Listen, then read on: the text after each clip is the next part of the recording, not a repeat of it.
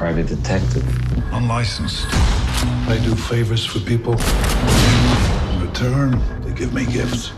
Hey everybody, welcome to What the Flick. I have a thing in my eye, but I'm soldiering on just for you. You're welcome. Alonzo, Christy, Ben, and Matt, and Liam Neeson is back with more Liam Neesoning. Yes. A Walk Among the Tombstones brings Liam Neeson back as a guy with a very particular set of skills. He is an unlicensed private detective. He does favors for people, and sometimes they give him gifts. Former cop comes across a case that is very grim. Let's watch the trailer. Someone's kidnapped my wife.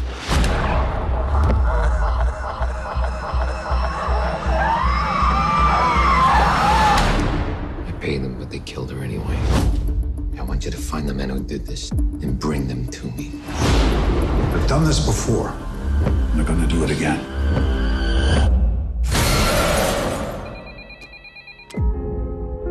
I understand we have a new player in the game.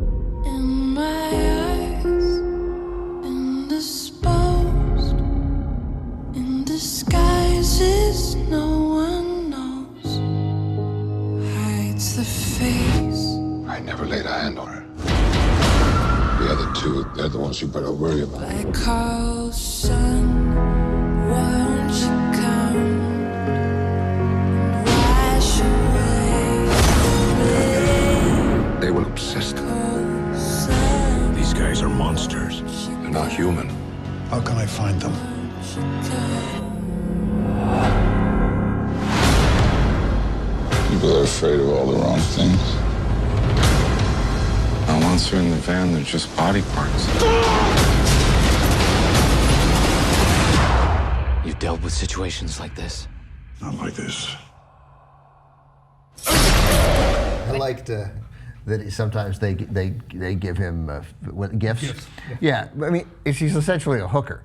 You know, like you can't, because he's unlicensed. I mean, the gifts are money. Leave it on but the you can't. nightstand. Right. You can't quite say that because he's unlicensed, right? No, this is really, I like this for a long time. This is, Scott Frank wrote and directed this. He did The Lookout, which is completely great. I love The Lookout. Mm-hmm. Yeah. I didn't see it. Okay, it's really good. But He wrote Out of He Sight, wrote Out of Sight. which you love.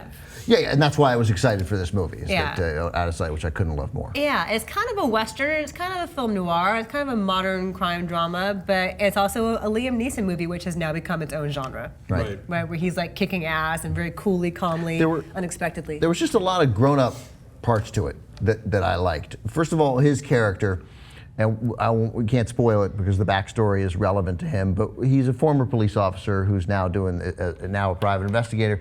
And the things that happen to him, they could easily be so overly cliched, and they sort of didn't do it. Like he had something happen so he had some sort of awakening, and it's a credible awakening, and he doesn't make a big fuss over it. But he's a recovering alcoholic. Yes, we find that out early on. Yeah, we find that out early on.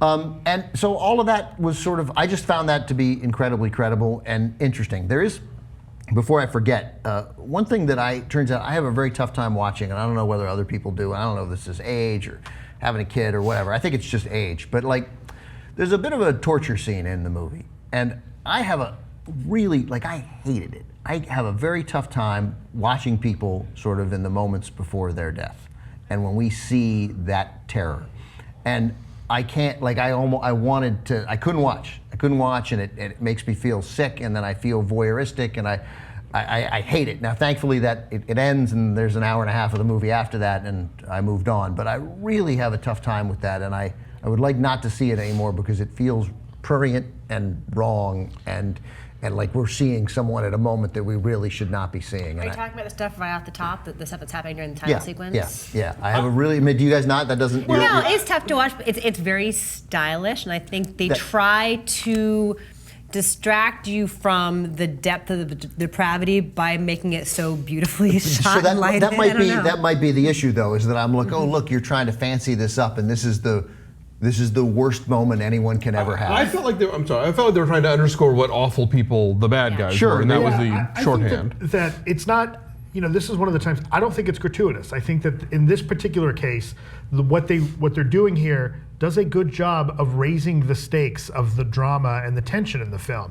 I think sometimes, we've all seen plenty of movies where you see the blood and the gore and it's there very obviously, and it's very there, like as the gross out and make you just like cringe. This one, I think, actually adds to. I don't mind the tension, blood. The I blood and the thought. gore would have been easier for me. The aftermath would have been easier than the terror, and that I just. I don't know. Maybe because we know, as we've seen in the last month, we've been filled with images of people in their last moments of life, Right. and it's tough.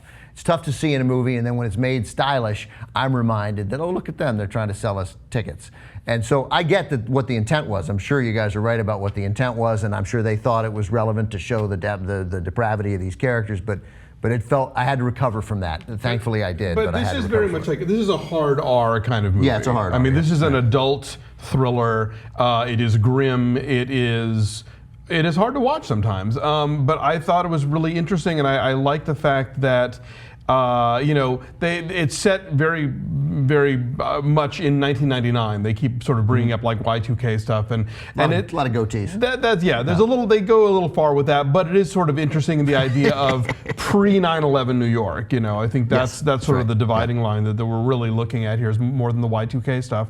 I sort of liked the kind of dankness of it and how unpleasant the circumstances were and the surroundings and a lot of the characters. I was not crazy about the black sidekick teenager smartass computer expert, but I liked the performance so much from Astro Bradley. yes, I believe that's his name. Yeah. Who's going to be on the new show Red Band Society? He is kind of magical, isn't he? Yeah, but he's a vaguely little magical, bit. But his performance was so good that I minded the character less. Felt a little wedged in at times. Brian Bradley, Yeah. Astro. Yes. Yeah, I mean, I think because I think part of it is there to sort of bring some much it's just needed humor to this thing. It's from a Lawrence Block book. I haven't read. I read a lot of crime fiction. I have not read him, so I didn't know what was going to happen here. And obviously, you couldn't. That's clearly a character in the book, I'm sure, and an important character.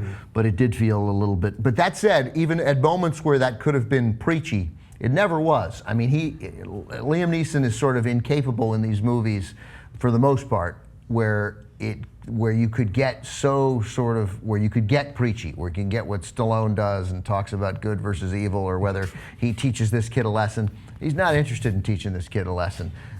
He's interested in helping him the only way he knows how, which would be, here's something to eat, and I guess you can lie on my couch, and I don't hate you.